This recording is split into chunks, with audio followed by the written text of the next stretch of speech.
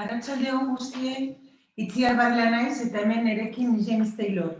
Biak Hendaia Biltzen kideak gara, Hendaia Biltzenen kideak, eta gaurko animatzaileak.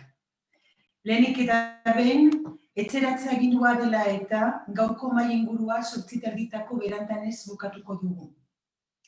Beraz, badugu gutxi gora bera, ordu terdi zuekin partekatzeko momentu honetan. Gure gonbidatuen profila ikusita, ekintza hau, frantsesez egingo dugu. Baina, zuetako norbaitek euskeraz egin nahi badu, noski, plazer handiarekin itzulpena egingo dut. Hau esan da eta, ondoko galderari erantzunak emateko bildu gara arratsalde honetan. Zergatik 5G aurka egin behar dute herritarrek? Galdera horrela pausatu dugu nahita. Mahai inguru hau prestatzerakoan joera hori hartu dugulako. Baina gaur gauean ditugun gonbidatuak edo Facebook Liveen bitartez ditugun ikusleak formulazio hau ñamatzeko edo aldatzeko libre dira noski. Mille esker Itziar. Bien, bonsoir à toutes et je suis James Taylor et ici Itziar Varela. Nous sommes tous deux membres du groupe Hendaia Biltzen et avec vous donc pour animer cette soirée. Tout d'abord, à cause de couvre-feu, bien, nous finirons la table ronde aujourd'hui autour de 20h30, voilà, et nous aurons donc 1h30 à peu près à partager avec vous. Vu le profil donc de nos invités, l'action se déroulera en français, mais bien entendu, si quelqu'un d'entre vous veut s'exprimer en euskera, Itziar fera avec grand plaisir la traduction. Ceci dit, donc, nous sommes réunis ce soir pour donner des éléments de réponse à la question suivante. Pourquoi les citoyennes et les citoyens doivent-ils ou elles s'opposer à la 5G? Cette question est délibérément orientée. C'est le parti pris que nous avons retenu en préparant cette table ronde, mais tant les invités de ce soir que les spectateurs et spectatrices via le Facebook Live sont libres de nuancer ou de modifier cette formulation. Nous accueillons ce soir pour les débats justement avec nous Frédéric Duchesne à l'initiative de la création en mai dernier du collectif des citoyennes andaiaises citoyens andaiais opposés à la 5G, qui parlera aussi au nom de Christiane Aguirre, qui est souffrante et ne pourra intervenir de vive voix ce soir. En visio, on a aussi Céline Cotina, membre d'Hendaia Biltzen, adjointe au maire d'Hendaia depuis juin 2020, en charge de la mobilité et de la souveraineté alimentaire, mais également conseillère communautaire de l'agglomération Pays Basque. Et en visio aussi, donc, Nicolas Bérard, qui est journaliste et auteur, qui a notamment réalisé donc 2 enquêtes qu'il a publiées. Donc, Sexy Linky, donc il nous parlera certainement rapidement. Et en juin de cette année, donc 5G mon amour, enquête sur la face cachée des réseaux mobiles. Frédéric, vous êtes à l'initiative de la création de ces collectifs opposés à la 5G en mai dernier. Cette création est-elle la poursuite d'un engagement militant? Si oui, lesquels? Ou bien cela répondait-il à une urgence nouvelle pour vous? Cela a-t-il un lien avec le confinement? Alors, oui, ce que je peux dire par rapport à ça, c'est que justement, non, en fait, je ne suis pas un militant particulièrement. Je fais partie, en fait, même de ces Français moyens, de la classe moyenne, qui passent leur temps plutôt à fonder une famille, à travailler, mais à pas forcément s'engager en politique. Ça n'avait pas trop de sens pour moi. Ça en a pour d'autres. Bref. Et en tout cas, ce qui s'est passé pendant le confinement, c'est que j'ai été tout de suite très alerté en fait par l'atteinte aux libertés qu'on pouvait constater pendant le confinement. C'est les titres de circulation. Ça m'a semblé tout de suite fou, cette déclaration de guerre du président Macron, complètement décalée par rapport à ce qui semblait dans la réalité se passer. Donc j'ai commencé, comme beaucoup de Français, j'avais beaucoup de temps et j'ai interrogé Internet. Donc j'ai cherché l'information et cherché l'information plutôt alternative, l'information voire dissidente. Et pour me rendre compte très vite d'une première chose que je ne savais pas en fait, moi je ne m'étais pas occupé de ça, c'est que 95% des médias aujourd'hui en France sont détenus par des milliardaires, pas par l'oligarchie, notamment par des grands acteurs des télécoms. Donc j'ai regardé pas mal d'informations sur ça et ça m'a quand même alerté. À partir de là, j'ai regardé beaucoup d'autres lanceurs d'alerte, des lanceurs d'alerte d'ailleurs qu'on taxe facilement de complotistes. Mais comme on dit, en fait, les complotistes complotent et les lanceurs d'alerte alertent. Donc j'ai écouté pas mal de gens, comme d'abord le professeur Raoult, je pense qu'il faut tous qu'on remercie, le professeur Perron, Martine Vonner, la députée, Jean-Dominique Michel, donc, qui est aussi beaucoup informé, donc qui est suisse, Jean-Jacques Crèvecoeur et beaucoup d'autres, pour me rendre compte effectivement qu'il y avait un véritable problème par rapport à la crise du coronavirus. Et pourquoi la 5G? Parce que pendant le confinement, comme tous les Français, on est resté à la maison. Et ma femme a déclaré des maux de tête très importants. D'habitude, on vivait une vie qui n'était pas forcément tout le temps chez nous, elle allait travailler, à bouger, et là, elle a vraiment eu des migraines très, très, très, très fortes, elle a dû que consulter, et je me suis intéressé, ayant du temps, beaucoup de temps, à l'électrosensibilité, aux ondes, etc. Et dans certaines vidéos, j'ai commencé à comprendre qu'il y avait un lien entre le projet de déploiement de l'infrastructure 5G et la crise du coronavirus. Bon, là, on est vraiment dans des thèses que beaucoup de taxent de complotistes, mais je pense, moi, que la 5G est vraiment, à terme, l'infrastructure informatique qui va permettre la surveillance. Voilà, la surveillance totale des citoyens. On parle d'un vaccin avec puce identitaire, je pense que pas mal de vous le savent, et c'est vraiment ce qui m'a commencé à me faire bouger. Et du coup, j'ai mis simplement, et ça je pense que ce que je voudrais dire surtout, c'est que ce que j'ai fait, n'importe quelle personne en France peut le faire dans sa commune. Voilà, je ne suis pas un militant, je n'avais pas de réseau, je n'avais rien de particulier. J'ai commencé tout bêtement par mettre une affiche dans une épicerie bio, dont je connaissais les gens qui étaient sympas, etc.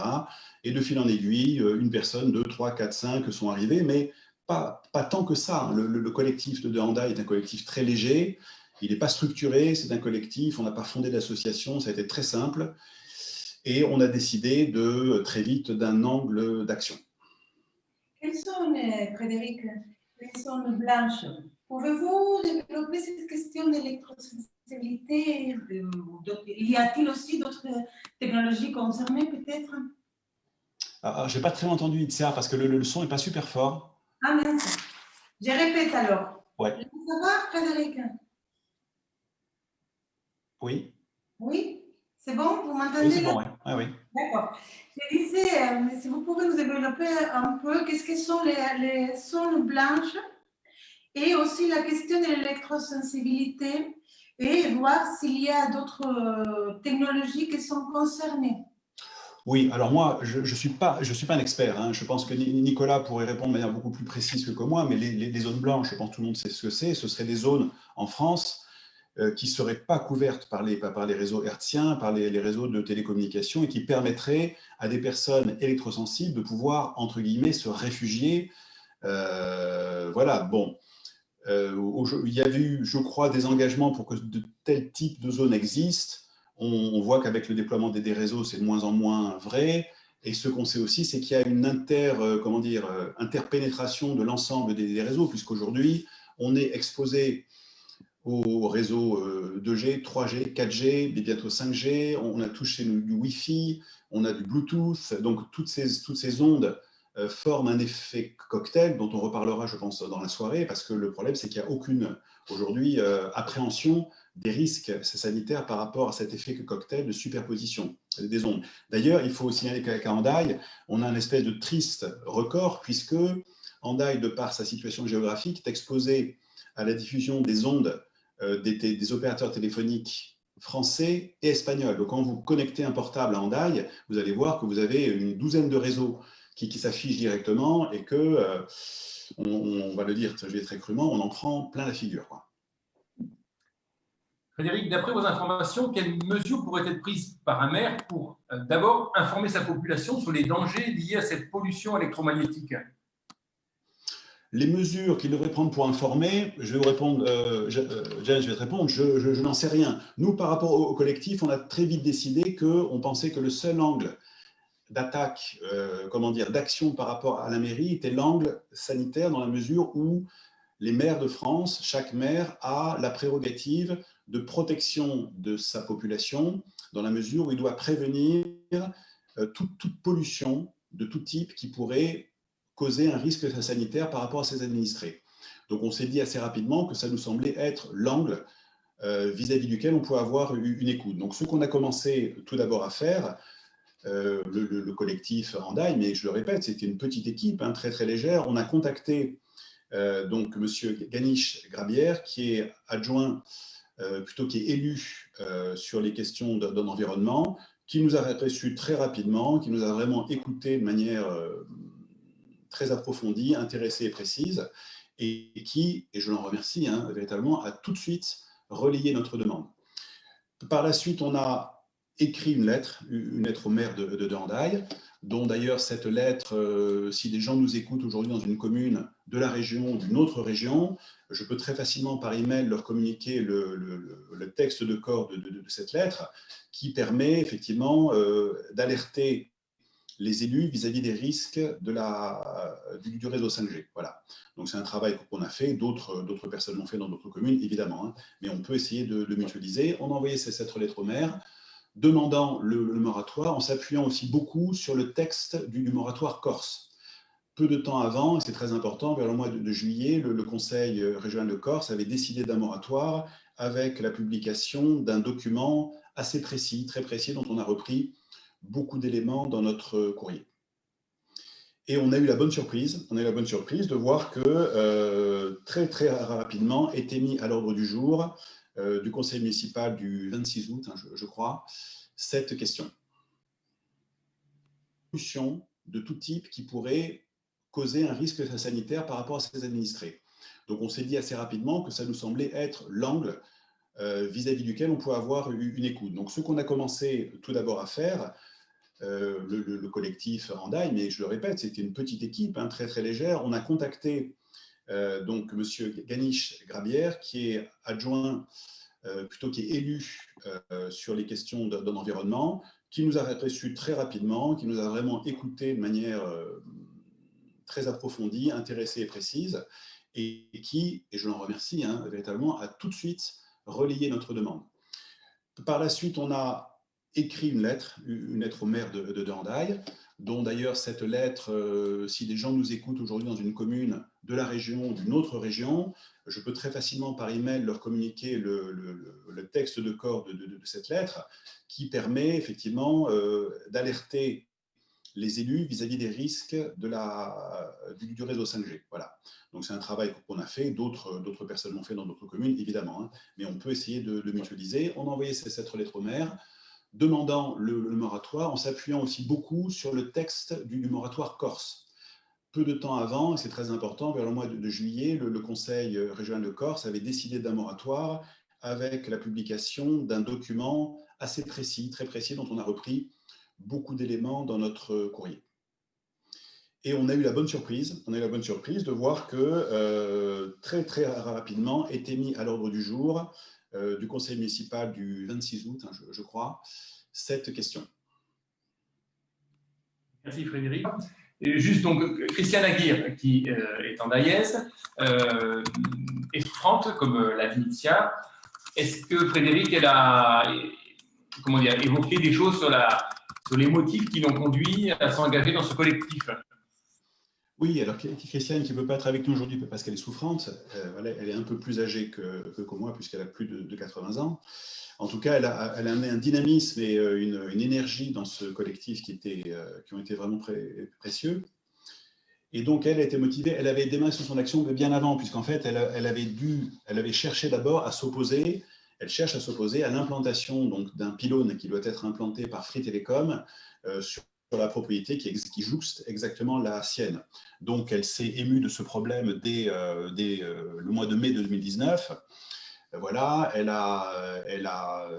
est passée par un avocat, elle a monté un recours et actuellement son recours est encore en délibéré. Donc c'est par le fait de s'opposer vraiment à l'implantation d'un permis de construire pour un pylône qu'elle est rentrée, elle, de plein pied dans la problématique du réseau 5G et qu'elle a commencé, tout comme je l'ai fait moi, à s'interroger et à se rendre compte en consultant beaucoup d'informations des différents risques que pose la 5G. Donc, elle a listé les risques sanitaires, socio-économiques, écologiques.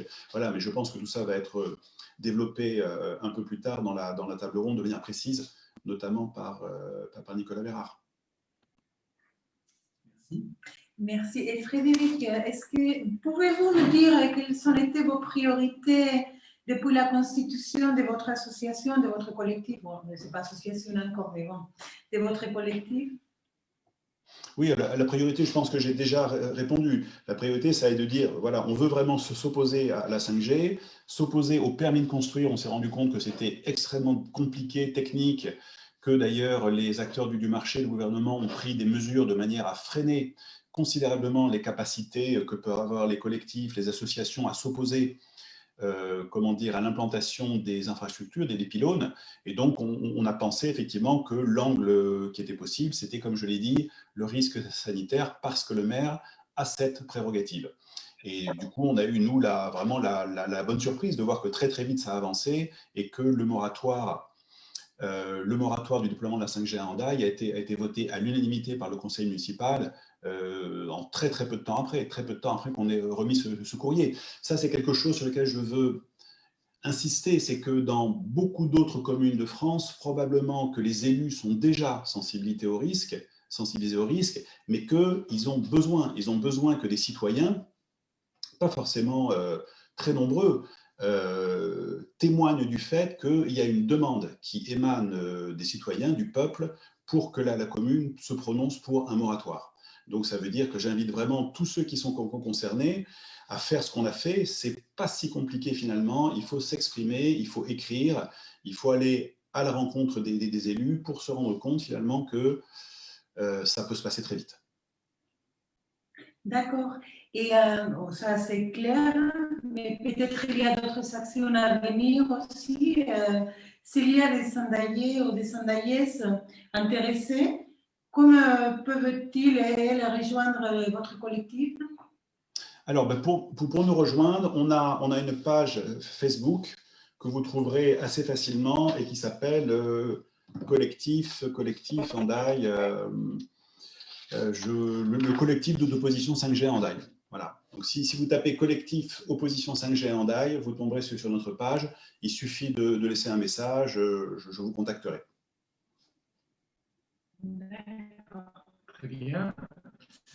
Une dernière question pour moi. Alors, la 5G permettrait, d'après les opérateurs téléphoniques, de réaliser donc la voiture autonome, l'agriculture connectée, les smart cities, donc ces villes intelligentes. Certains ajoutent même que ces technologies permettraient de réduire la consommation d'énergie en contrôlant mieux le chauffage, par exemple, ou la mise en veille de nos appareils. Alors, êtes-vous insensible, vous, Frédéric, à ces progrès, ou bien espérez-vous un retour à la lampe à huile et au modèle Amish, pour reprendre les mots du président Macron? Non, moi je ne suis pas insensible à ce type de progrès, mais je pense que on ne peut pas, comment dire, proposer au peuple, à la population, de déployer ce type de technologie qui promettent un progrès économique, etc., du développement.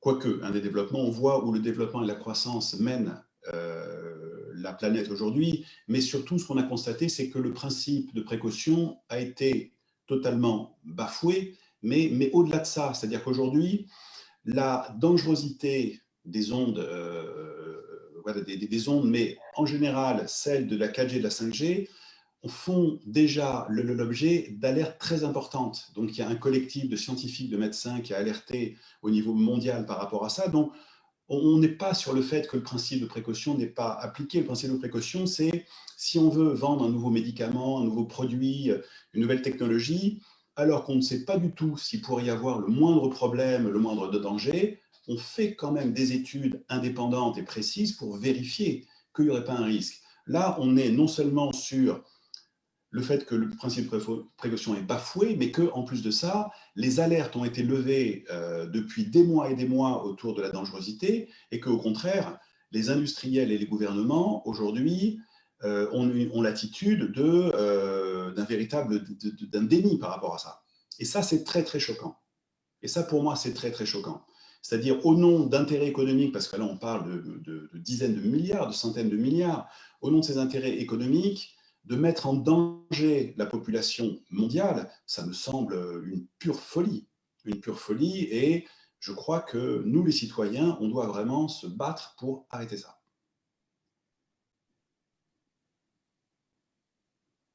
Frédéric. Là, je vais passer la parole à Céline Cotina. Céline, tu as joint au maire d'Andaï depuis juin 2020, comme on a dit, en charge de la mobilité et de la souveraineté alimentaire, mais également conseillère communautaire de l'agglomération Pays Basque. Bon, voilà. Le conseil municipal d'Andaï, en septembre 2020, a voté à l'unanimité, comme il disait tout à l'heure Frédéric, pour un moratoire sur la 5G. Peux-tu nous dire ce qu'est un moratoire déjà et qu'est-ce que va permettre ces votes? Et ensuite aussi, si tu veux, les raisons pour lesquelles notre groupe, Andaï Avilsen, comme toi-même, a voté en faveur de cette moratoire, de ces moratoires. Pardon. Alors bonsoir à tous, Kaïcho Denelli. Alors en effet, je suis élue à la ville d'Andaï et j'ai eu l'occasion de participer aux échanges sur ce moratoire et au vote. Alors pour répondre à la question, l'importance de la définition du mot moratoire, elle est importante. Elle se pose clairement et elle s'est d'ailleurs posée dans de nombreux débats qu'on a eus entre élus parce que le terme moratoire n'est pas toujours très clair. Et ni indispensable pour certains élus. Pour certains, il suffisait simplement d'ouvrir le débat pour ou contre la 5G. Mais c'est là que toute la subtilité des mots va entrer en jeu. Et avant d'enclencher tout débat, il fallait être un peu précis et avoir une définition sur la table pour qu'on ait toutes les cartes en main au moment d'une possible décision. Donc, pour vous donner une petite définition, je ne vais pas faire prof d'école, mais le moratoire, c'est un terme juridique qui désigne une décision d'accorder un délai ou une suspension volontaire d'une action. C'est une disposition légale nécessitée par des raisons impérieuses d'intérêt public. Alors là, clairement, on est dans le sujet. Donc, pourquoi un moratoire? Alors, concernant la 5G, c'est tout simplement une pause, un arrêt temporaire, si on peut dire, dans ce tourbillon numérique. C'était le temps aussi de laisser aux élus le temps de la recherche, de la réflexion et du débat, parce qu'on n'était pas non plus si informés que ça sur la 5G et certains avaient même aucune idée de ce que ça représentait. Donc, c'était aussi de laisser le temps aux différentes études d'apporter leur lot de réponses. J'insiste là-dessus. C'est aussi l'occasion de prendre le recul et de réfléchir, nous, élus, mais aussi les citoyens au monde de demain qu'on leur propose. Donc, en effet, le déploiement de la 5G, il est voulu en France comme dans d'autres pays du monde, sans attendre les résultats des études sur les impacts sur la santé, mais aussi sur l'environnement. Donc, l'Agence nationale de sécurité sanitaire de l'alimentation, de l'environnement et du travail, qui se mobilise pour évaluer les risques de la 5G, a annoncé la disponibilité des résultats qu'au premier trimestre 2021. Le gouvernement, lui, ne voulait pas forcément attendre cette étude et a lancé quand même en septembre les enchères sur la 5G. Les premières fréquences pourront être attribuées en octobre ou novembre. C'est ce qui nous a alarmés. Et l'adjoint au développement durable dont a parlé Frédéric tout à l'heure, Ganish Grabière, nous a proposé ce moratoire qui nous a à tous, à l'unanimité, alarmés et semblé urgent de le voter.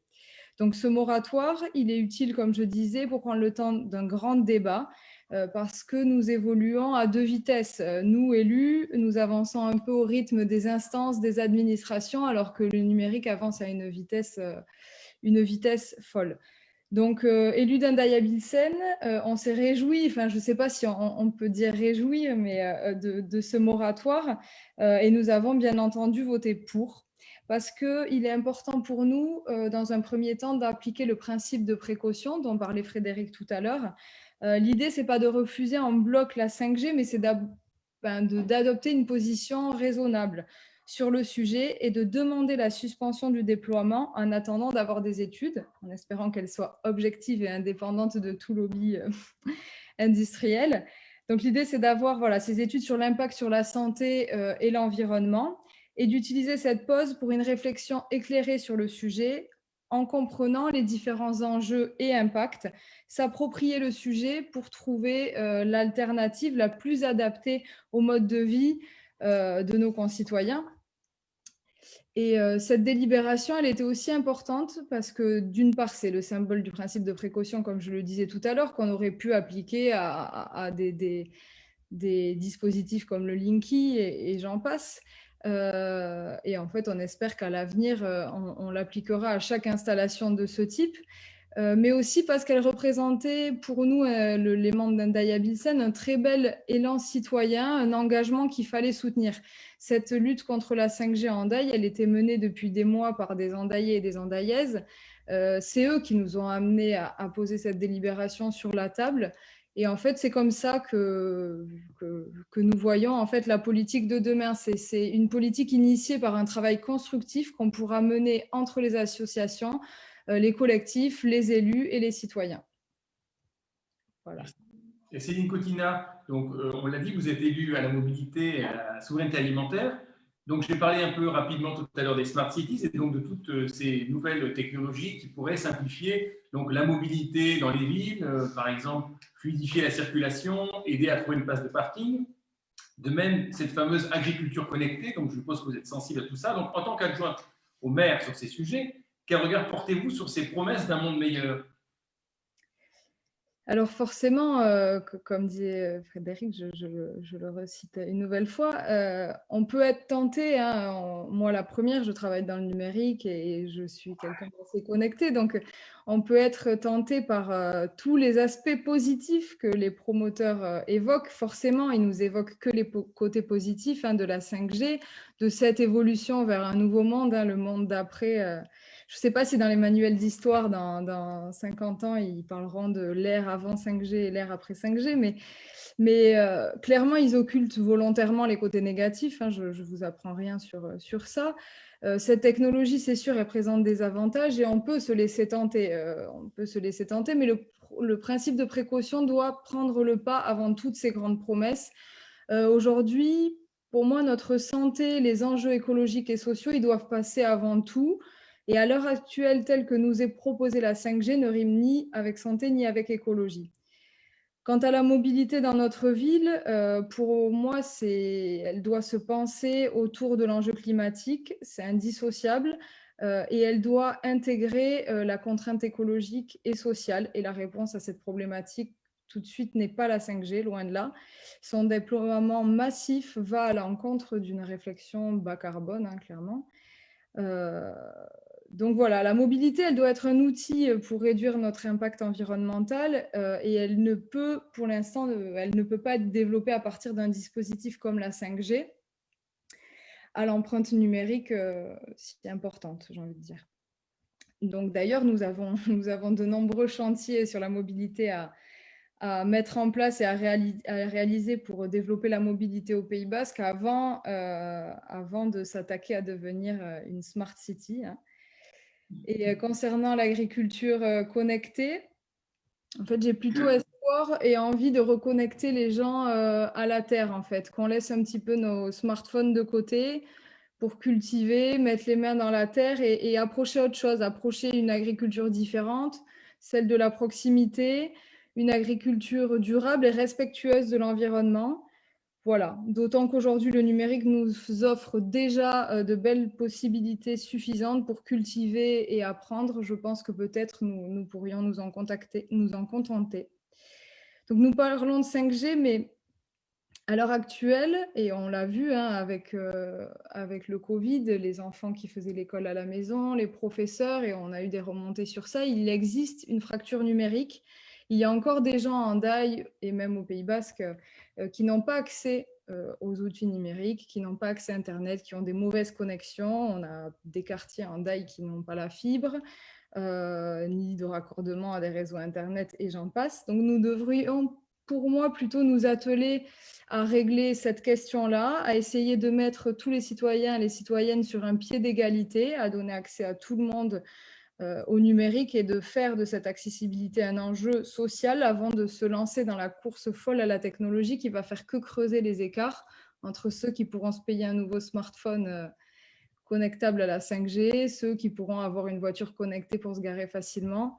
Voilà, je pense qu'on a d'autres chantiers plus urgents avant de s'attaquer à toute cette technologie intelligente. Voilà. Et Céline, on a pu lire dans la presse que le président de l'agglomération Pays Basque, M. Etchegaray, a promis il y a quelques jours au celui communautaire un débat sur la 5G justement au sein de l'Assemblée. Et la conseillère communautaire, là maintenant, peut-elle nous dire un peu plus? Oui, oui, il y aura un débat sur la 5G. Alors, il y a quelques semaines de ça, un conseil communautaire, un de nos collègues, Paolo Arcelus, avait souligné l'importance d'un débat, mais aussi le maire de Ciboure, Eneko Aldana, qui est l'animateur de notre pôle territorial, a proposé un débat sur un moratoire sur la 5G. Nous l'avons voté en majorité, ça n'a pas été à l'unanimité comme au sein du conseil municipal d'Andaï. Il y a eu un débat. Moi, ce que je me rends un peu compte dans ces débats, c'est qu'on manque un peu de connaissances toujours, de techniques là-dessus. Du coup, les prises de décision ne sont pas toujours simples. Le débat, il est important et le moratoire, il est indispensable justement pour qu'on prenne le temps de comprendre, nous élus, de ce qu'est réellement la 5G, ses impacts et ses aspects techniques. C'est aussi de prendre le temps d'essayer de trouver une alternative et de faire les choses différemment. C'est pour ça qu'il est important de porter ce moratoire et ce débat jusqu'à l'agglo, voilà, pour sensibiliser les autres communes, parce que nous, en Daille, on a déjà fait la démarche du moratoire. Et c'est le temps aussi de l'appropriation, j'ai envie de dire, une appropriation technique. Et ça, voilà, je le disais, ça, je le redis, ça manque cruellement dans les débats. On n'est pas des techniciens, voilà, on ne se rend pas très bien compte et du coup, on n'a pas les cartes pour proposer autre chose et quelque chose de différent, une alternative à ce déploiement massif et irréfléchi. Question concernant, grâce à la mobilisation donc, des Gilets jaunes, le président Macron a mis en place une convention citoyenne pour le climat, d'accord, qui est donc composée de 150 personnes, citoyennes tirées au sort. Et ils ont proposé donc 150 recommandations. Ils ont bien précisé que c'était un ensemble de choses et qu'il ne s'agissait pas de prendre des mesures dans ces 150, mais c'est bien un ensemble de choses. Et pour autant, le président Macron a déclaré, lui, le 14 septembre, parce que la Convention climat a dit qu'il faut un moratoire sur la 5G, et le président dit oui, la France va prendre le tournant de la 5G parce que c'est le tournant de l'innovation. Alors, quelle est votre analyse de cette séquence d'actualité de la rentrée ? Je ne sais pas si c'est une analyse, mais du moins mon avis, moi ça m'interroge toujours et il y a des journaux qui l'ont fait après nos prises de position justement en commission territoriale, ça m'interroge qu'on mette en opposition l'innovation avec l'enjeu climatique et social, parce que c'est ça que ça représente, hein, ces moratoires aujourd'hui. Il faudrait plutôt les faire évoluer de pair, c'est-à-dire mettre l'innovation au service de l'enjeu climatique et pas en confrontation. Ces actualités me donnent l'impression qu'il faut choisir entre innovation et économie face à l'enjeu écologique et social. Et moi, j'ai pas envie de ça, hein. Je pense qu'on est nombreux autour de la table à avoir envie d'autre chose. Mais cette Convention citoyenne pour le climat, c'était quand même un espoir, hein, un tournant vers le monde d'après, un élan citoyen, surtout en période Covid où on a beaucoup parlé du monde d'avant, du monde d'après. C'était un réel espoir démocratique, clairement, mais finalement, je me demande comment aujourd'hui on peut plutôt prendre le tournant des industries plutôt que celui de la planète et de la santé. Et Frédéric l'a dit tout à l'heure, hein, comment on peut choisir l'économie et l'argent plutôt que… Ça, c'est un grand débat. Et comment accepter ces 150 propositions pour le climat, mais accélérer le déploiement d'une technologie comme la 5G finalement, qui, par notre empreinte numérique, aura un impact environnemental sans précédent, clairement. Et ensuite, l'aspect économique et la polémique, parce que c'est une vraie polémique qui est un peu autour de cette 5G, avec les grands titres comme quoi on serait potentiellement des Amish. Il occulte complètement l'impact écologique de cette 5G et l'objectif qu'on avait de réduction des gaz à effet de serre, hein, on envisageait une réduction de 40% d'ici 2030. Voilà, on oublie un peu tout ça, on oublie qu'il y aura une consommation énergétique plus importante, un impact sur la végétation aussi. On parle de revégétaliser nos villes et derrière d'abattre certaines parties boisées des arbres parce que ça interférerait à la diffusion de la 5G. le déploiement de tous les objets connectés et le remplacement des objets, des smartphones actuels. Hein. Moi, aujourd'hui, je me pose la question de qu'est-ce qu'on va faire de tous ces déchets électroniques, hein, qui va les recycler. Donc là, on pourrait le souligner à l'Aglo, d'ailleurs, qui gère le recyclage de nos déchets. Et ensuite, l'utilisation de nos réserves et les activités minières également.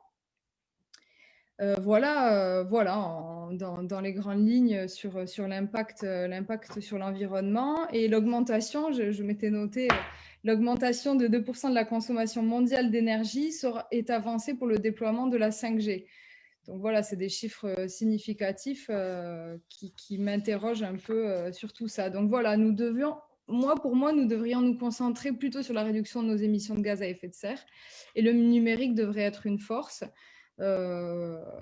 Et il faut s'interroger sur le rôle de l'innovation et du numérique vers la transition vers un modèle adapté aux enjeux d'aujourd'hui et à ce qu'attendent les citoyens de notre part. Voilà. Et Céline, pour revenir un peu au niveau local, est-ce que nous, en tant qu'habitants et habitantes d'Andaï, tu penses que nous avons le pouvoir de pouvoir nous opposer justement à ce déploiement? Est-ce qu'on peut faire quelque chose? Non? Ben, je l'espère. Hein, ça peut, en supposant qu'on gagne en plus. Oui. En plus, à nous opposer à ce déploiement, est-ce que ça va faire d'Andaï une ville d'amis, comme tu disais tout à l'heure, je ne sais pas qui a utilisé les mots, par rapport aux autres communes, un certain retard, par rapport, je sais pas, au reste des territoires français, des Pays Basques, du monde, je ne sais pas quoi. On peut craindre ça quelque part? Ben, j'espère que les habitants d'Andaï pourront avoir un impact. Et puis le collectif 5G a montré qu'on peut toujours faire bouger les choses, puisque c'est grâce à eux qu'on a voté un moratoire, c'est grâce aux citoyens. Et puis c'est important qu'ils se réapproprient leur ville, d'autant plus lorsqu'il s'agit de complètement bouleverser leur mode de vie, avec notamment des sujets comme la 5G, qui ne doit pas être décidé par des opérateurs de téléphonie, des industriels ou des politiques intéressés par l'économie, mais par l'ensemble des citoyens. Alors oui, j'espère que les citoyens pourront influer sur ce type de débat. Mais je crois qu'au-delà de tout ça, il faut créer un débat apaisé, hein, pour les villes qui ne l'ont pas encore fait. Après, sur le pôle territorial, on a vu que de nombreux maires étaient réceptifs. Donc, on ne sera pas un cas isolé, Andaï, à mettre une pause à tout ça. Mais après, oui, peut-être que si l'innovation, le numérique, c'est une course, alors oui, peut-être qu'on pourrait prendre du retard, mais peut-être qu'ainsi les habitants arriveront à créer un modèle de ville plus en phase avec ses citoyennes et les enjeux climatiques et sociaux. Après, on a vu pendant le confinement que en Handaï, les connexions actuelles et tout ça supportaient très bien la demande supérieure qu'il y a eu. Même l'été, on double un peu la population et les connexions, ça va bien. Donc, pour l'instant, on n'est pas en retard, clairement. Peut-être qu'on le sera, mais moi, c'est pas quelque chose qui me fait peur, Et puis, on peut inventer aussi un autre modèle de ville. On peut se démarquer sur ça, et les gens pourront aussi choisir Handaï parce que on aura décidé de faire autrement et de s'engager dans une démarche et une prise de conscience qui intégrera tous les enjeux écologiques et sociaux. Tout à fait. Voilà. Merci Céline Cotina. Ilesker. On va passer la parole à notre invité Nicolas Bérard. Vous entendez, Nicolas? Est-ce que vous entendez? Nous, on vous voit, mais on n'a pas le son. Alors, on va régler ça tout de suite.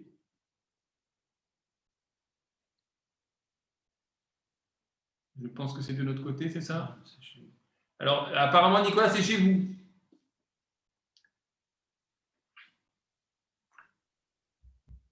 Alors. Vous pouvez réactiver le micro en bas à gauche. Je ne sais pas si... Allez-y. Là, vous êtes en muet. Ah. Oui, Nicolas Vera, allez-y, faites-nous Faites-nous signe. Signe. On vous voit parfaitement. Mais par contre, on n'a pas encore le son. C'est que le réseau 4G est saturé, c'est ça? Certainement.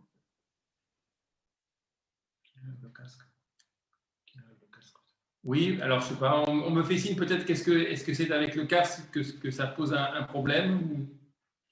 Les débrancher, non? Je ne sais pas. Parfois, il faut aussi, dans les paramètres de l'ordinateur, choisir la sortie du son.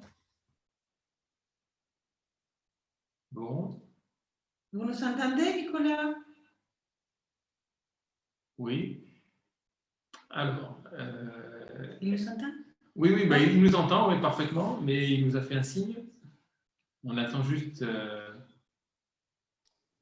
qu'il puisse lui aussi. Tant que Nicolas cherche le son, non, je fais un commentaire tant qu'il cherche le son. En tout cas, ce que Céline disait, c'est intéressant que des villes comme Hendaye fassent le choix d'être des villes plutôt peut-être plus propres, justement, sur le plan de l'impact des ondes. C'est intéressant. Ça peut être vraiment une diversification, surtout des villes touristiques, plutôt au potentiel touristique comme Hendaye. Ça semble vraiment, moi, je trouve ça très bien. En tant qu'habitant de Hendaye, je suis pour. Bon, alors Nicolas, ça y est, vous êtes avec nous? Toujours pas. Est-ce qu'on peut passer, vous pouvez passer par votre téléphone sinon, et puis tant pis pour l'image?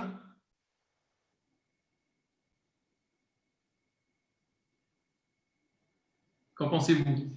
Je regarde la technique, Marc Coach qui nous aide là. Parce qu'à la rigueur, voilà, si on vous a au moins le son, ce sera très bien. Oui, c'est mieux que l'image. Que l'image. Malheureusement, on ne peut pas parler de votre livre avec l'image. Ok, avec l'image.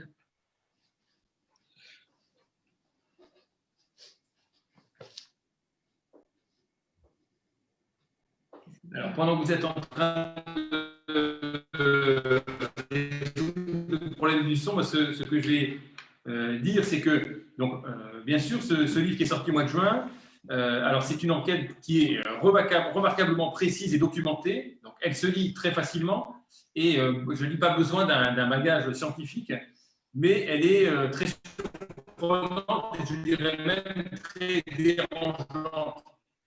On a parlé un petit peu tout à l'heure des lobbies, et c'est votre premier chapitre. Hein. On se rend compte très vite, on entre dans ce livre donc, par le petit bout de la 5G en tirant donc, la pelote de laine, et on se rend compte dès les premières pages avec des manipulations assez scandaleuses qui sont le fait donc, du lobby des ondes, qui est extrêmement puissant, mais que ce n'est pas une pelote de laine, mais plutôt un immense panier de crabes. On y retrouve aussi le mélange malheureusement habituel d'hommes et femmes politiques de premier plan. J'entendais ce matin que l'ancien Premier ministre Édouard Philippe allait rejoindre le conseil d'administration d'Atos, que vous citez dans votre livre, comme étant un grand groupe industriel dans le numérique, donc il va cumuler son poste de maire avec cette place dans les conseils d'administration. Donc c'est un mélange d'hommes et femmes politiques de premier plan, de milliardaires propriétaires de journaux et de chaînes d'information, et d'industriels de la communication et des technologies sans fil. Donc, un livre un peu à l'image du livre de Juan Branco, Crépuscule. Est-ce que vous pouvez un commentaire à faire ou est-ce je continue? Alors, là, on a entendu quelques bribes.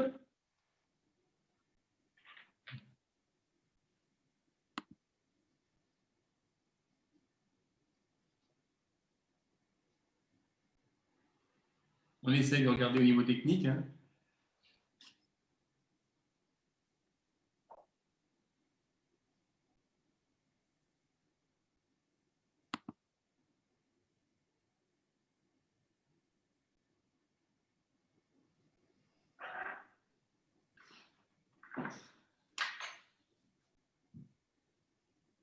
On entend un peu là, non? Allez-y, Nicolas, on vous écoute en tout cas. Nous, on est attentifs.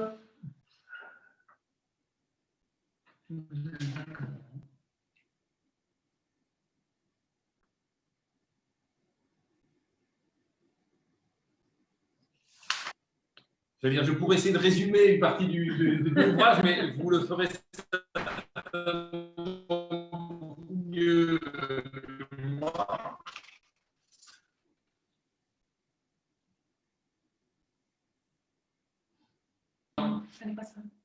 Est-ce Ça que ne si fonctionne pas, il faut qu'il se... Est-ce que si vous cliquez sur Pardon? la flèche vers le haut, Pardon? quand on clique sur la flèche vers le haut, à côté du petit micro, il y a pas mal d'options là, Ici, non? qui permettent de choisir le micro. Mais lui, il va faire Ouais. Ah, on a entendu quelque chose là. Non, c'était Frédéric? Non, non, c'est moi. Effectivement, le micro qui est en bas à gauche de l'écran. En bas à gauche de l'écran, il y a possibilité, effectivement, il y a des options là, oui. Ouais, avec les paramètres audio. Mm.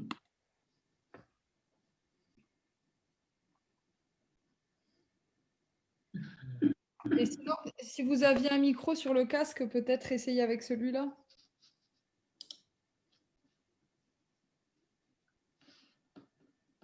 C'est Nicolas qui te dit ça. Est-ce qu'il faut qu'on coupe, qu'on... Non. Non. Là, c'est les problèmes chez lui. Ah, on peut passer à d'autres questions et revenir après. Non, c'est possible. Et c'est qu'il était pour l'instant.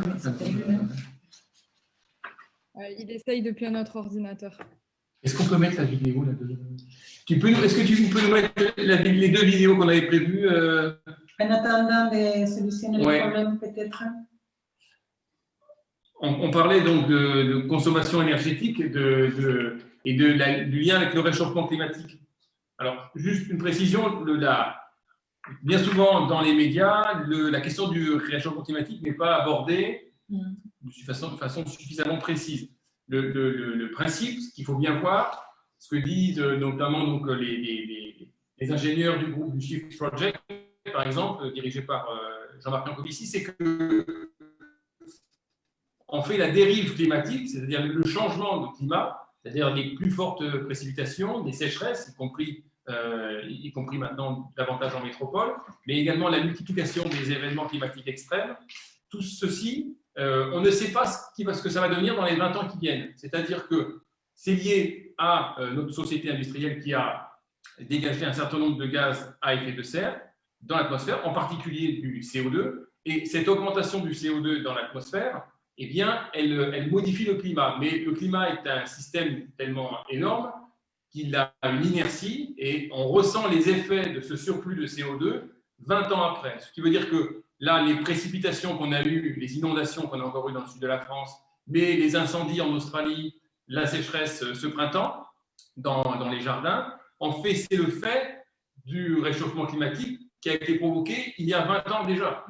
C'est-à-dire que personne aujourd'hui ne peut savoir réellement quel sera l'impact de ces gaz à effet de serre qu'on met aujourd'hui dans l'atmosphère dans 20 ans. On peut simplement penser que ça va se dégrader. La question de la 5G dans ces conditions, elle est vraiment extrêmement essentielle. Et on va donc essayer de passer une des deux vidéos. D'abord, on va écouter le PDG d'Orange qui va lui expliquer quelle est sa vision de la 5G et pourquoi c'est absolument important pour les personnes. Et ensuite, on aura Hugues Ferbeuf qui est intervenu très récemment sur le média pour évoquer ce rapport sur la sobriété numérique et expliquer quels arbitrages nous devrions faire en urgence par rapport à ces usages du numérique. Et l'invité du MAG-ECO ce samedi est le PDG d'Orange. Bonjour Stéphane Richard. Bonjour. Alors, est-ce qu'Orange va proposer des offres 5G d'ici la fin de l'année en France ? Si on peut le faire, oui. Parce qu'on a besoin de la 5G. Parce que la 5G est utile à la société. Parce qu'elle va permettre de mieux maîtriser, je crois, l'empreinte énergétique de nos réseaux. Parce qu'il y a beaucoup de gens qui l'attendent, la 5G. Il y a des gens qui en ont peur, mais il y a beaucoup de gens qui l'attendent aussi. Exemple, les médecins dans les campagnes attendent effectivement la 5G parce qu'elle va permettre d'accélérer beaucoup dans les consultations à distance dans quelques années. Donc la 5G, elle est utile socialement. Et dernier point, aujourd'hui, on a des réseaux 4G qui fonctionnent bien. On l'a vu pendant le confinement. Ils arrivent à saturation d'ici 1 an, 2 ans, dans les villes notamment. Je ne suis pas certain que la plupart de nos concitoyens vont aimer le fait de ne plus pouvoir se servir de leur téléphone comme ils le font aujourd'hui, à regarder effectivement, alors peut-être des vidéos dans des ascenseurs, si c'est après tout ce qu'ils ont envie de faire. Et donc ces réseaux ils vont venir à saturation, et pour pouvoir répondre à cette question de capacité, on a aussi besoin de la 5G. C'est-à-dire qu'il y a une hyperconsommation du numérique? Il y a une hyperconsommation du numérique, mais qui tient essentiellement à certains types d'usages, qui sont essentiellement des usages de loisirs. Vous parlez même d'obésité numérique d'ailleurs. On peut parler d'obésité numérique, on peut parler de surconsommation, on peut parler de plein de choses. Ça revient toujours à dire que, quelque part, on consomme trop de numérique par rapport à ce que les progrès technologiques nous devraient nous permettre de faire à empreinte environnementale constante. Et donc, la sobriété numérique, c'est quoi? C'est au moins deux choses. C'est le fait de se dire, eh bien, si je suis sérieux par rapport au changement climatique et si je veux vraiment limiter l'impact environnemental du numérique, eh bien, il faut que je régule en fait une partie de mes usages et que j'apprenne à être un peu plus raisonnable en termes de consommation de vidéos, en termes d'achat de nouvel équipement numérique à tout bout de champ, etc., etc. Donc ça, c'est une des facettes de la sobriété. La deuxième facette de la sobriété, c'est de se dire, étant donné que finalement que les ressources numériques, de par cette contrainte environnementale, on doit considérer qu'elles deviennent rares, ou on devrait les considérer comme rares, eh bien, ça signifie qu'il va falloir prioriser en fait le plus possible nos usages en faveur d'applications, de changements qui vont permettre d'avoir un impact positif sur d'autres secteurs. Et ce n'est pas le cas de la majorité des usages numériques de loisirs qui aujourd'hui font le gros de la croissance. Merci. Alors, on est de retour avec Nicolas Bérard. Est-ce que vous m'entendez? Ah, Oui. Formidable. Avec plaisir. J'ai deux ordinateurs, un pour la vidéo, un pour le son. Bon, très bien. C'est la Écoutez, technologie. nous, ça nous va. Voilà. Très bien. Bon, Nicolas, donc, est-ce que vous voulez réagir? Vous avez entendu peut-être ces deux, en rentrant un peu dans le vif du sujet, pardon, mais est-ce que vous voulez réagir par rapport à cette juxtaposition? Donc, on a d'abord eu le PDG d'Orange, qui parle du fait qu'il ne voit pas pourquoi on empêcherait les gens de regarder des vidéos dans les ascenseurs. Et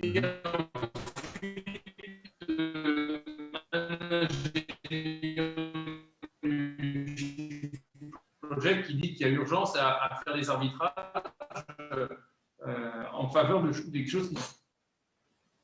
Mais c'est ça, c'est-à-dire qu'en fait, on ne peut pas évacuer la question du climat et de l'environnement avec la 5G. On l'a dit tout à l'heure, c'est Céline qui l'a dit, l'apparition de la 5G va forcément augmenter la consommation d'énergie. Or, on sait qu'on est dans une situation aujourd'hui où on ne peut plus fermer les yeux sur cette question, sur la question des ressources, sur la question des émissions de gaz à effet de serre. Le numérique, aujourd'hui, déjà, c'est 3,7% des émissions de gaz à effet de serre, c'est-à-dire autant que l'aviation civile. On a souvent du mal à se rendre compte de la pollution qui peut être émise par le numérique. Voilà, il y a une comparaison qui peut être faite. Ça émet autant de gaz à effet de serre que l'aviation civile. Et actuellement, à travers le réseau 5G et tout ce qui va avec, on est sur une augmentation de la consommation d'énergie liée au numérique de 8% par an. Si on voulait avoir une chance de respecter les accords de Paris et donc de limiter les effets du dérèglement climatique, il faudrait que cette empreinte baisse de 5% par an. On fait l'inverse, on l'augmente de 8% par an. Et à ce rythme-là, d'ici 5 ans, le numérique représentera plus de 8% des émissions de gaz à effet de serre, c'est-à-dire autant que l'ensemble du parc automobile mondial. Voilà, donc je veux dire, la 5G, la question qui va avec la 5G, c'est aussi stop ou encore, mais au bout d'un moment, on ne peut pas dire comme le patron d'Orange que on ne voit pas au nom de quoi on empêcherait les gens de regarder des vidéos dans un ascenseur. Ben si, en fait, on voit très bien pourquoi c'est peut-être une technologie dont il faut se passer, surtout que les bénéfices en termes de sociabilité, au niveau sociétal et social sont très, très discutables. On parlait des lobbies, la puissance des lobbies, et en fait, toute la première partie du livre, c'est vraiment un peu l'historique de la constitution de ces agences administratives indépendantes, de la construction des normes.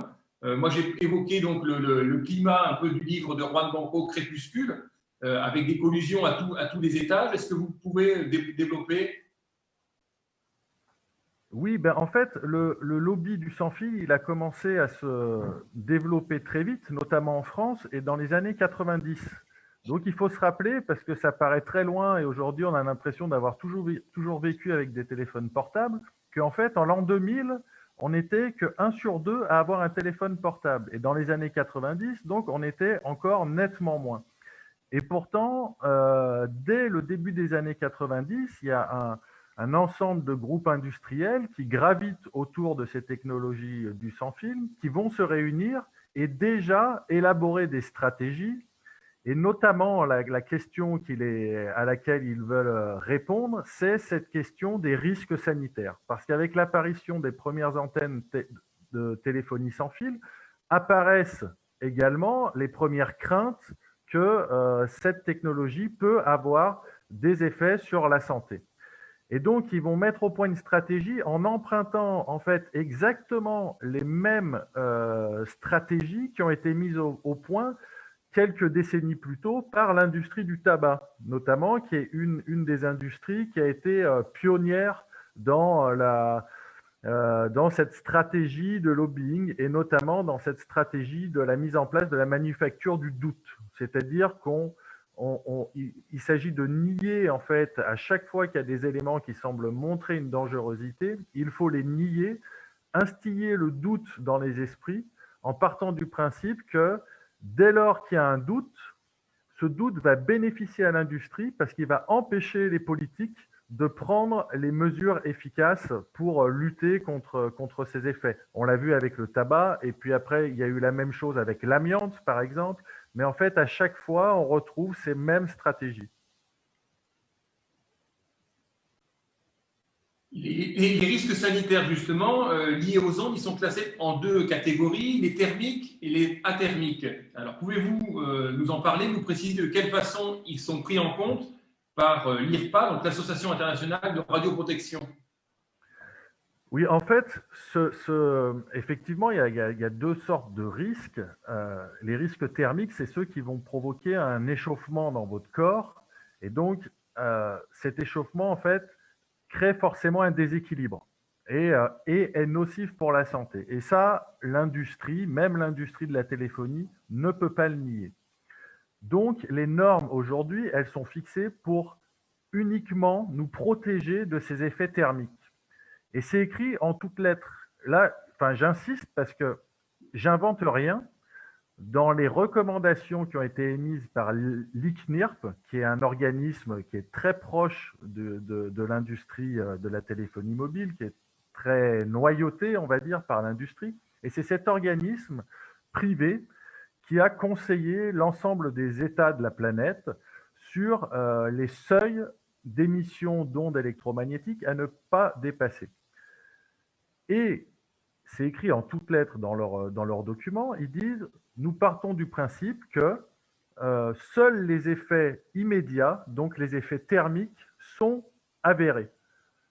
Même, et ça encore ils l'écrivent, même si des études semblent montrer qu'il y a des effets à plus long terme, par exemple des cancers ou d'autres pathologies de ce type-là, on considère que ces effets ne sont pas avérés et donc ils ne sont pas pris en compte. » Donc aujourd'hui, quand l'industrie dit que de toute façon nous sommes protégés parce qu'il y a des normes et que ces normes sont respectées, c'est faux. Oui, les normes sont respectées, mais ces normes ne nous protègent que des effets immédiats et pas des effets sur le long terme. Quand on est exposé, je ne sais pas, vous mangez une pomme pleine de pesticides, bon, votre corps va s'en remettre vraisemblablement.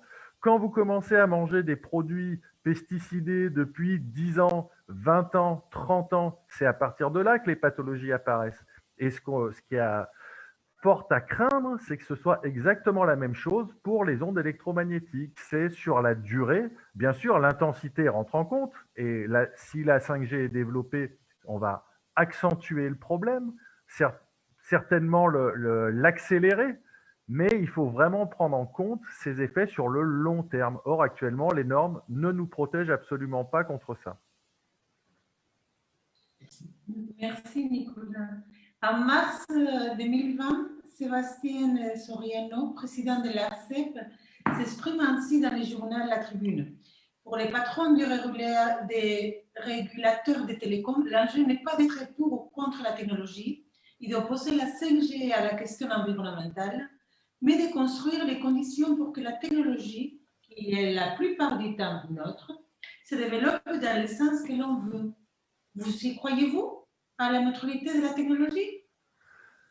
Bah, évidemment non.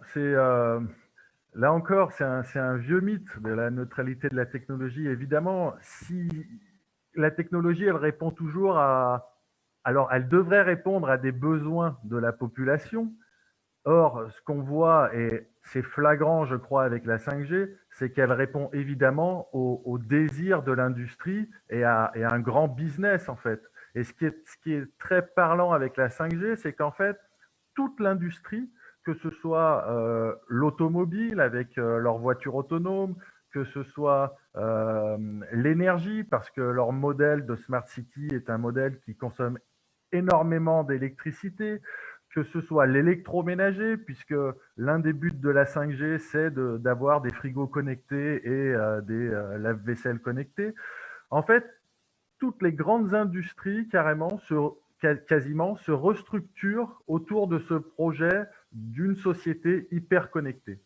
Donc c'est pour ça que le lobby de la 5G est tellement puissant et que on essaye d'empêcher le débat démocratique, c'est que les intérêts financiers qu'il y a autour de ça sont gigantesques. Pour aller dans votre sens, justement, vous citez plus loin un collectif grenoblois, pièce et main-d'œuvre à propos des Smart Cities. Il s'agit d'éliminer l'humain de la prise de décision individuelle ou collective en le remplaçant par un pilotage centralisé et aromatisé de la vie urbaine dans laquelle nous sommes traités comme des flux et des stocks. Plus loin, la confiance et les investissements sont constamment consacrés aux machines, jamais aux humains. Si tout ceci n'est pas neutre, quels seraient selon vous les objectifs d'une telle technologie?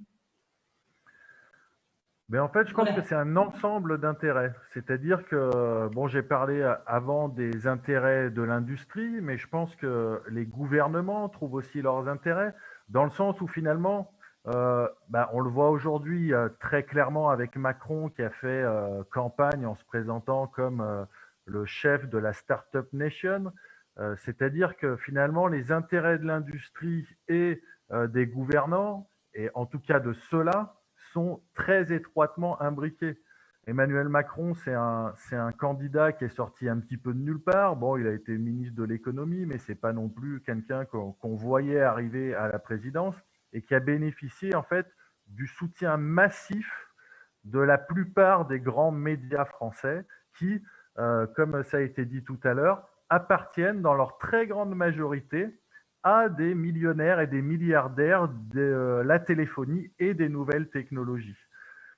Donc, voilà. Et après, sur la phrase de pièces et main-d'œuvre, on peut la résumer comme ça, c'est-à-dire en disant que finalement, dans ce monde intelligent, comme il l'appelle, l'être humain devient une source d'erreurs potentielles. Voilà comment il est perçu.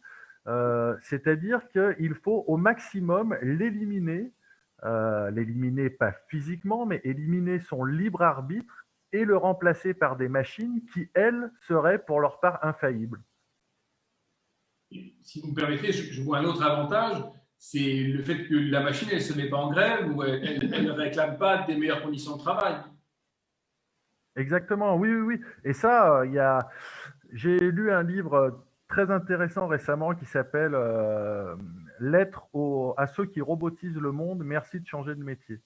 Et dans ce livre, il y a un start-upper de la Silicon Valley qui est cité parce qu'un jour, des livreurs se sont mis en grève parce qu'ils réclamaient, je crois, une augmentation de salaire. Et la réaction de ce chef d'entreprise, ça a été de dire, bon, qu'on leur donne leur augmentation de salaire et qu'on réfléchisse à les remplacer très vite par des robots.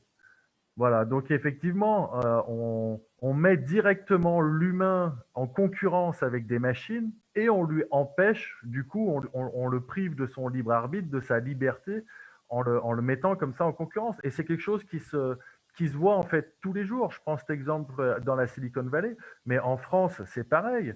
Il faut savoir qu'aujourd'hui, si vous invitez votre facteur à boire un café chez vous, il n'a pas le droit de rentrer chez vous. Et sa direction peut vérifier qu'il refuse votre invitation, parce que quand vous signez un recommandé, aujourd'hui, vous ne le signez plus sur un bout de papier, vous le signez sur une espèce de gros téléphone, de gros boîtier numérique.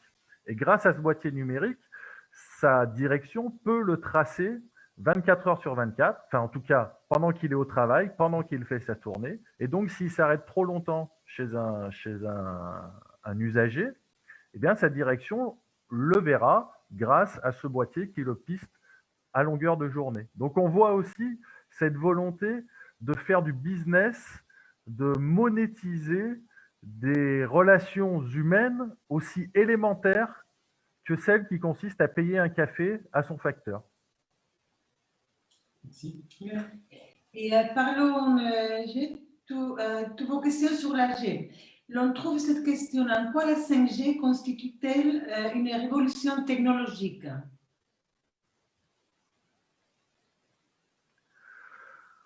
En fait,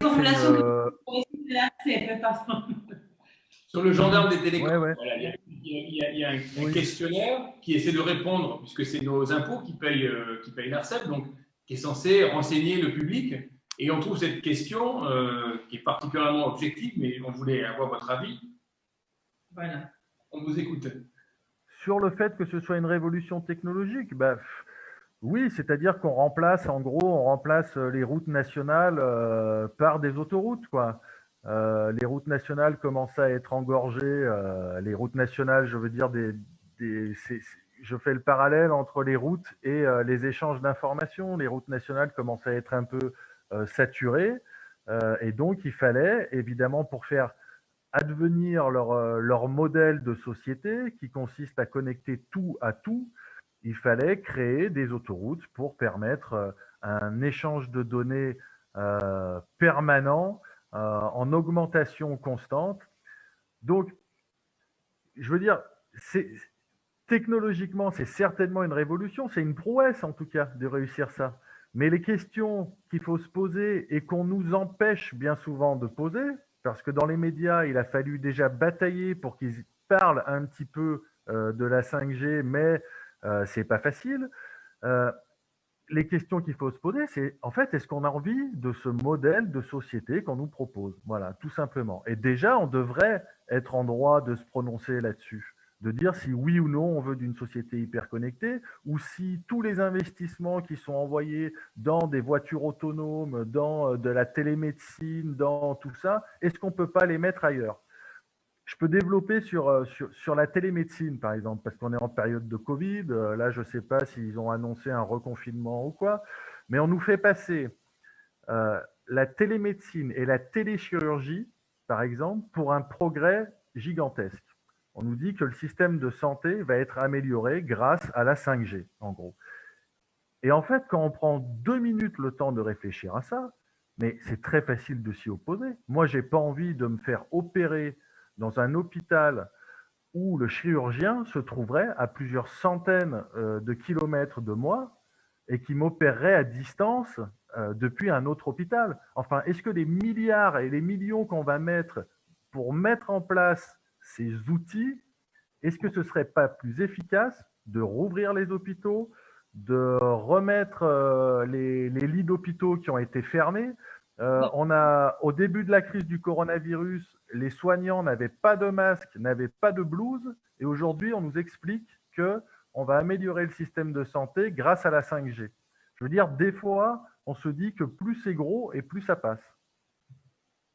En parlant justement des risques sanitaires, quand on sait que l'ANSE devrait rendre ses conclusions que fin 2021, comment faut-il comprendre la formulation suivante? Afin d'accompagner le déploiement de la 5G, l'ANSES a lancé des travaux d'expertise visant à évaluer les risques sanitaires liés à l'exposition des populations. On s'est amusé à remplacer les mots 5G par les mots vaccin contre la COVID-19, par exemple, et voir l'effet que ça a fait, quoi. Que cela a fait. que vous en Les- pensez? les- la- je- J'en pense que cette étude de l'ANSES, on sait à peu près ce qu'elle va donner de toute façon. Les études de l'ANSES, on les connaît. Ça transparaît de plus en plus qu'ils sont bien conscients qu'il y a des risques sanitaires et même des effets sanitaires avérés liés à l'exposition aux ondes électromagnétiques. Et à la fois, on ressent en lisant leurs rapports qu'ils subissent quand même une très forte pression. Et donc, ce rapport qui sera rendu par l'ANSES, moi je crains quand même que chacun pourra y trouver un peu ce qu'il voudra, comme c'est généralement le cas avec les rapports de l'ANSES. C'est-à-dire qu'ils ne peuvent pas nier, parce que c'est maintenant une évidence, selon moi, que les ondes électromagnétiques ont des effets sur la santé humaine. Il y a de plus en plus de personnes qui peuvent en témoigner. J'ai fait de nombreuses conférences sur le compteur Linky, sur la 5G. Parfois, dans des petits villages de 500 habitants, de 1000 habitants, il y avait toujours au moins une ou deux personnes qui venaient témoigner de son électro-hypersensibilité. Je veux dire, c'est un sujet qui, à mon avis, ne peut plus être caché. Donc l'ANSES est obligée de le reconnaître, mais en même temps, ce qu'elle va dire, à mon avis, c'est que oui, il y a de très fortes suspicions pour que les ondes aient des effets sur la santé humaine, mais ça mérite de nouvelles études pour que ce soit confirmé. Voilà, en général, le discours de l'ANSES. Je voudrais poursuivre justement sur les risques sanitaires. On a parlé donc de thermique et athermique. Vous parlez dans votre livre, en fonction de la fréquence en fait de ces ondes, selon qu'elles sont de la taille, que la longueur d'onde soit de la taille des insectes par exemple, il y a vraiment un péril sur cette biodiversité, sachant qu'on a déjà perdu 75%, je crois, de la quantité d'insectes en Europe. Je crois que c'est en 30 ans, d'après la mémoire. Donc, on a une biodiversité qui est très, très fragilisée, pour le dire par euphémisme. Est-ce que vous pouvez résumer ces fréquences ou ces longueurs d'onde, ce que ça fait sur ces organismes, sur l'être humain, sur les oiseaux, sur les insectes, sur les abeilles en particulier qui veulent s'orienter? Est-ce que vous pouvez nous expliquer ça? Ben déjà, comme vous dites, c'est-à-dire qu'il faut à chaque fois remettre aussi ce projet 5G dans son contexte. Si la planète allait bien, si on n'avait pas pu observer déjà que le dérèglement climatique était lancé, s'il n'y avait pas un effondrement du vivant qui avait commencé, on pourrait se dire, bon, bah, allez, ça amuse l'industrie de lancer son gadget, laissons-la faire et puis on verra bien. Non, ce n'est pas le cas. Donc il faut déjà prendre ça en compte. Pour moi, comme ça a été dit tout à l'heure, de toute façon, ça devrait guider tous nos projets. Bon. Et là, ils ferment les yeux là-dessus. Ensuite, sur les effets des ondes, mais le truc qu'il faut rappeler, c'est que la 5G ne va pas remplacer les réseaux existants, 2G, 3G, 4G, qui sont actuellement en fonctionnement. S'ils la mettent en place, ça va s'ajouter. Donc, ça va encore épaissir le brouillard électromagnétique dans lequel on évolue déjà et qui donc a déjà des conséquences très graves sur certaines personnes qui sont malades des ondes électromagnétiques. Et puis, il va y avoir non seulement des antennes hauteurs, comme on en voit actuellement, donc perchées sur les pylônes ou sur les toits d'immeubles, bien souvent sur des immeubles des HLM. Il va y avoir ces antennes hauteurs-là, et ensuite, pour faire fonctionner l'ensemble des objets connectés qui prévoient de nous vendre, la Commission européenne prévoit jusqu'à 1 million d'objets connectés au kilomètre carré. Pour ça, il faut avoir encore un autre réseau, qui est le deuxième niveau de la 5G, qui s'appuie sur des antennes qui utilisent des ondes millimétriques. Donc actuellement, on est jusqu'à 2,4 GHz, et ces ondes millimétriques vont monter jusqu'à plus de 26 GHz. Donc, c'est des ondes vraiment nouvelles, en fait. Si on doit résumer, c'est vraiment des ondes qu'on n'utilise pas actuellement, à part dans les fours micro-ondes, bon, mais c'est vraiment des ondes nouvelles dont on ne sait rien. C'est-à-dire que l'ANSES a au moins eu l'honnêteté de dire devant l'Assemblée que ça lui posait quand même un sérieux problème, c'est-à-dire que sous couvert de secret des affaires, les industriels ont mis très longtemps à informer l'ANSES de la façon dont allait fonctionner ce réseau-là. Et donc l'ANSES, l'année dernière, a dit « mais il y a quand même un souci, il faut au moins qu'on puisse l'étudier ». Ils avaient envie de l'étudier, ils ne pouvaient pas l'étudier. Et par ailleurs, donc, sur les insectes, on peut parler des abeilles qui... Sans abeilles, l'être humain aura énormément de difficultés à vivre et à survivre, on le sait. Il y a déjà énormément de pollution qui entoure ces abeilles. Là encore, il faut recontextualiser.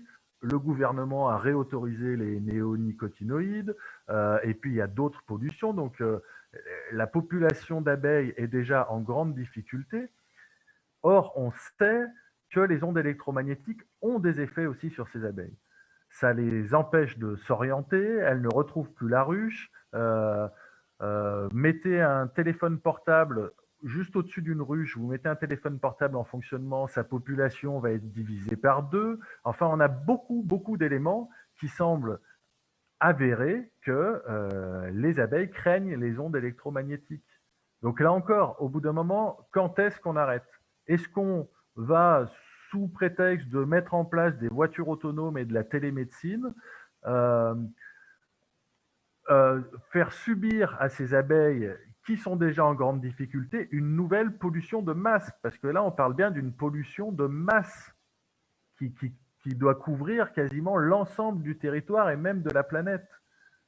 Est-ce qu'on est prêt à faire ça? Est-ce que ça a un intérêt? Voilà, enfin, c'est ces questions-là qu'il faudrait poser, et à chaque fois, on nous ramène sur des questions d'ordre technique. C'est aussi une stratégie de l'industrie, quoi, de nous faire croire qu'on n'est pas assez expert pour pouvoir s'exprimer, en fait. Céline, tu disais tout à l'heure que effectivement, les élus ont peut-être besoin d'informations, mais je pense que vous avez déjà énormément d'informations si vous vous posez les bonnes questions, en fait, qui sont des questions élémentaires. Merci Nicolas. Il va falloir qu'on commence à penser à finir parce que l'heure approche, mais on tient quand même à cœur de poser une dernière question. Peut-être après, on devrait ouvrir un peu les tours et que tout le monde puisse s'exprimer d'une façon courte, désolé. Mais je ne sais pas s'il voudra après faire les conclusions aussi, James. Mais si je vous dis que, je suis toujours avec vous, Nicolas Lapalissard, la dernière question. Si je vous dis que la présidente de la région Île-de-France, Valérie Pécresse, a déclaré dans la parution du dernier 24 octobre vouloir la reconnaissance faciale dans les transports, car, et je cite là, c'est la solution la plus adaptée pour lutter contre le terrorisme, et que Jean-Baptiste, je ne sais pas comment on prononce ça par contre, Desjardins, ministre délégué chargé des Transports, s'est dit lui aussi assez favorable sur Europe 1. Cela vous inspire-t-il un commentaire? Ben oui, c'est assez effrayant en fait. Vous avez peut-être vu les reportages qui ont été faits en Chine sur la façon dont est utilisée la reconnaissance faciale, c'est-à-dire que là-bas, si vous ne traversez pas sur le passage piéton, votre visage est immédiatement analysé par les caméras de vidéosurveillance, associé à votre carte d'identité, et vous avez une note sociale qui est diminuée.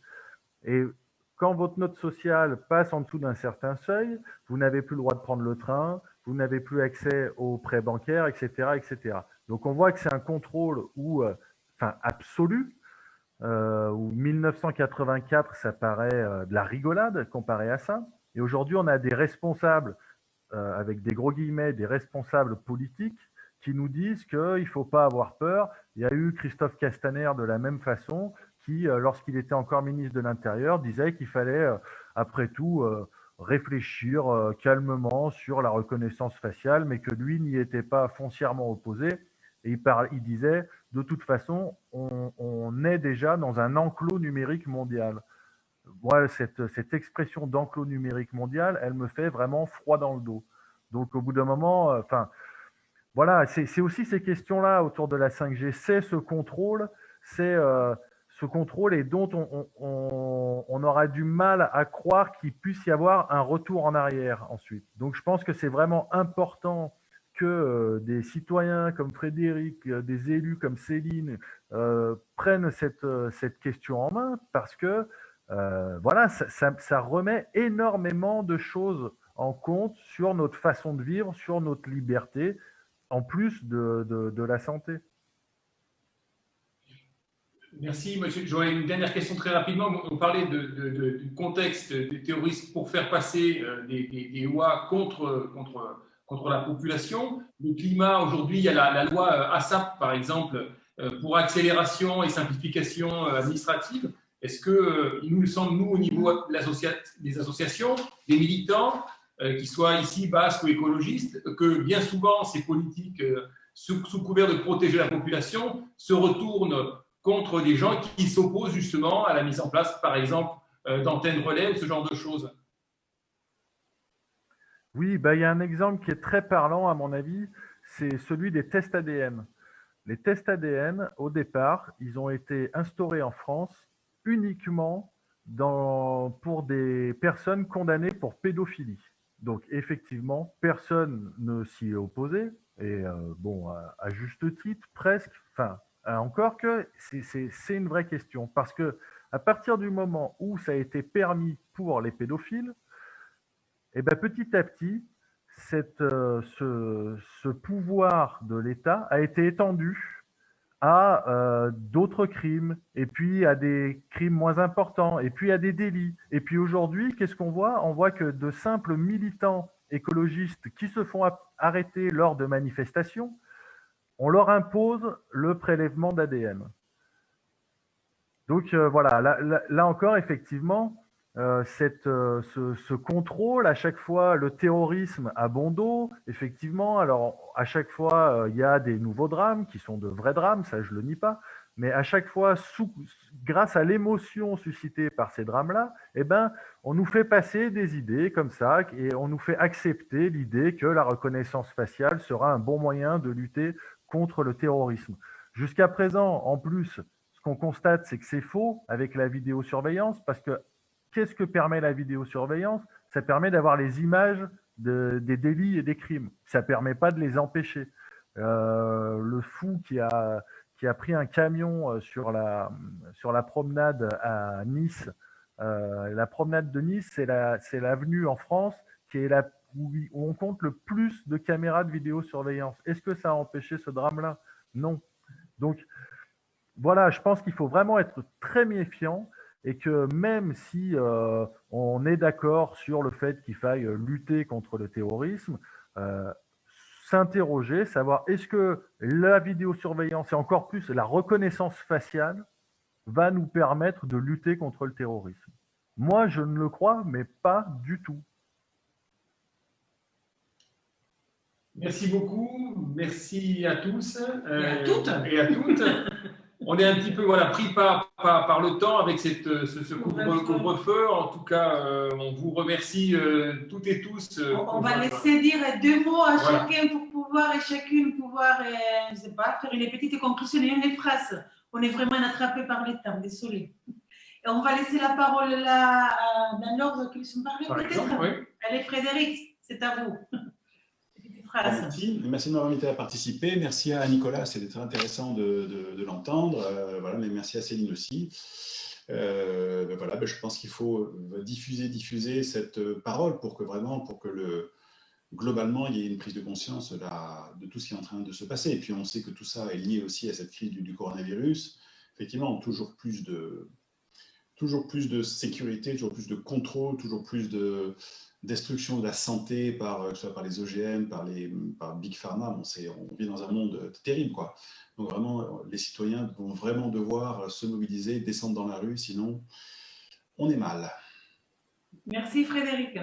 Céline, c'est à toi, s'il te plaît. Milesh Kersoueli, merci à vous pour cette petite parenthèse avant qu'on soit confiné et que vous rentriez chez vous juste à temps avant 21h. Mais non, moi j'invite s'il y a d'autres élus là, qui nous écoutent, à s'intéresser au sujet et à écouter justement les citoyens et citoyennes comme Frédéric qui s'engagent et qui nous alertent sur ces sujets qui feront notre monde de demain. Donc voilà, on ne peut pas écouter et ne pas prendre position puisque c'est eux qui nous élisent et qui nous mettent à des postes où on a un petit bout de choix. Donc voilà, j'invite tout le monde à se mobiliser sur ce débat. Miliesker, Céline. Et maintenant, c'est le tour de Nicolas. Une petite phrase aussi, s'il vous plaît. Oui, ben déjà, désolé pour les problèmes techniques que j'ai eus.